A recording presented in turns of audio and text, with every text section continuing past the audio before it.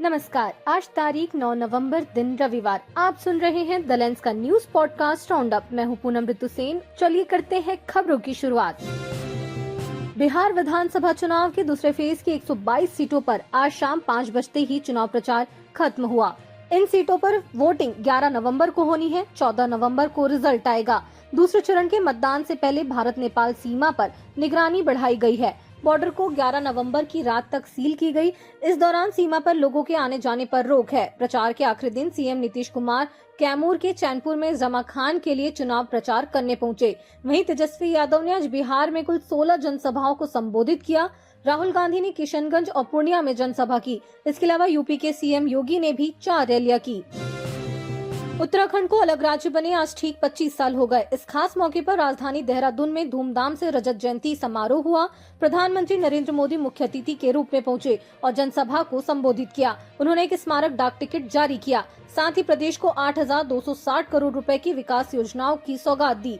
PM ने कहा कि उत्तराखंड का सफर कमाल का रहा है, जो हर नागरिक के जज्बे का कमाल है। पीएम ने पर्यटन को मजबूत बनाने के सुझाव दिए।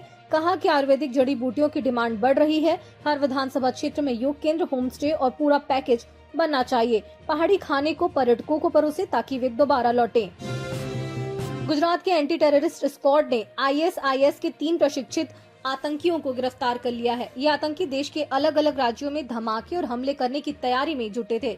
गांधीनगर में हुई इस गिरफ्तारी में एटीएस की टीम ने संदिग्धों को हथियार का लेन देन करने के ठीक वक्त पकड़ा। ये तीनों युवक पूरी तरह ट्रेंड थे और आईएसआईएस के इशारों पर काम कर रहे थे। महीनों से इन पर नजर रखी जा रही थी, क्योंकि ये नौजवानों को भड़काकर आतंक के रास्ते पर धकेलने की कोशिश भी कर चुके थे। इससे पहले झारखंड के रांची जैसे इलाकों से भी ऐसे युवकों को पकड़ा गया था, जो इसी नेटवर्क का हिस्सा थे। पाकिस्तानी संसद ने एक ऐतिहासिक कदम उठाते हुए संविधान में संशोधन किया है। अब army chief general Asim Munir को देश का पहला chief of defence forces CDF नियुक्त किया जाएगा।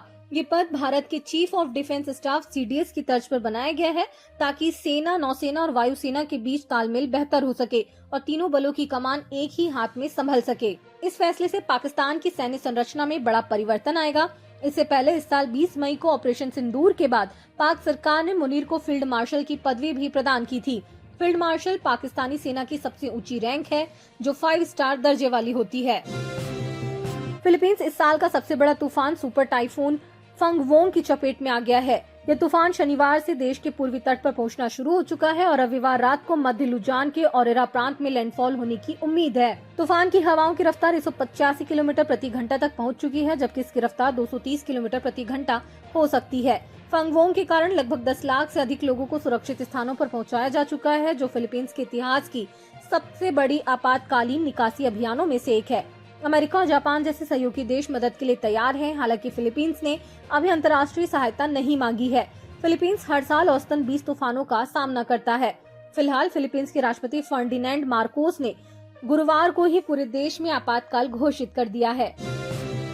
ओडिशा की नुआपाड़ा उपचुनाव सीट पर समाजवादी पार्टी के प्रत्याशी रमाकांत हाथी के समर्थन में प्रचार करने आज रायपुर एयरपोर्ट पहुंचे सपा प्रमुख अखिलेश यादव ने बिहार, उत्तर प्रदेश और संघीय सरकार पर तीखे आरोप लगाए और जनता के समर्थन का विश्वास जताया। एयरपोर्ट पर पत्रकारों से बातचीत करते हुए अखिलेश ने कहा कि बिहार में आने वाले नतीजे उनकी बात से नहीं, बल्कि जनता और कैमरों में दिख रही रुझान से ही स्पष्ट होंगे। उन्होंने कहा, जो मैं कहूं उससे बेहतर आपका कैमरा देख रहा है। जनता का समर्थन दिखाई दे रहा है। बिहार में बदलाव के साथ साथ बिहार को नौजवान मुख्यमंत्री मिलने वाला है। छत्तीसगढ़ की राजधानी रायपुर के तेलीबांधा और पुरानी बस्ती में मारपीट, अवैध संपत्ति, आर्म्स एक्ट और करोड़ों रुपए अवैध वसूली के आरोपी रूबी तोमर उर्फ वीरेंद्र सिंह तोमर को रायपुर पुलिस ने गिरफ्तार कर लिया है। ग्वालियर से गिरफ्तार करने के बाद रविवार को करणी सेना के पूर्व अध्यक्ष रूबी तोमर रायपुर लेकर पहुंची। पुलिस ने रायपुर में रूबी तोमर का जुलूस निकाला। इसी दौरान रूबी तोमर लंगड़ाते हुए नजर आया। रूबी तोमर उर्फ वीरेंद्र सिंह तोमर पर फाइनेंस के नाम से ग्रुप बनाकर वसूली करने का आरोप है। आरोपी रूबी को ग्वालियर से पुलिस ने गिरफ्तार किया है। वहीं रूबी तोमर का भाई रोहित तोमर अब भी फरार है। और अंत में खबर जरा हटके में बात 2 बार वोट डालने पर सजा मिलने से जुड़ी।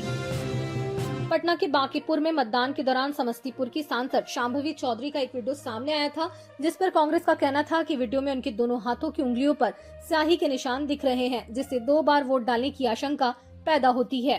दरअसल भारत के संविधान और जन प्रतिनिधित्व अधिनियम 1951 के अनुसार हर नागरिक को केवल एक बार और एक ही निर्वाचन क्षेत्र में वोट डालने का अधिकार है। यदि कोई व्यक्ति जानबूझकर या धोखे से 2 बार वोट डालता है तो ये धारा 62(4) और धारा 31 के अंतर्गत अपराध माना जाता है। ये नियम सिर्फ मतदान के दिन पर ही नहीं बल्कि वोटर लिस्ट में नाम दर्ज कराने के समय पर भी लागू होता है। यानी अगर किसी व्यक्ति का नाम 2 अलग अलग निर्वाचन क्षेत्रों में दर्ज पाया गया तो यह भी कानूनी अपराध है। इस अपराध के लिए अधिकतम सजा 6 महीने की कैद या जुर्माना या दोनों हो सकते हैं। यानी अगर कोई व्यक्ति जानबूझकर एक से ज्यादा जगह से वोट डालता है तो उसे जेल की सजा और आर्थिक दंड दोनों भुगतने पड़ सकते हैं। आज के लिए बस इतना ही। कल फिर मिलते हैं नई खबरों के साथ। खबरों को विस्तार से पढ़ने के लिए विजिट करिए हमारी वेबसाइट thelens.in। यूट्यूब के अलावा हमारे पेज को फेसबुक, इंस्टाग्राम और एक्स पर भी फॉलो करें। शुक्रिया।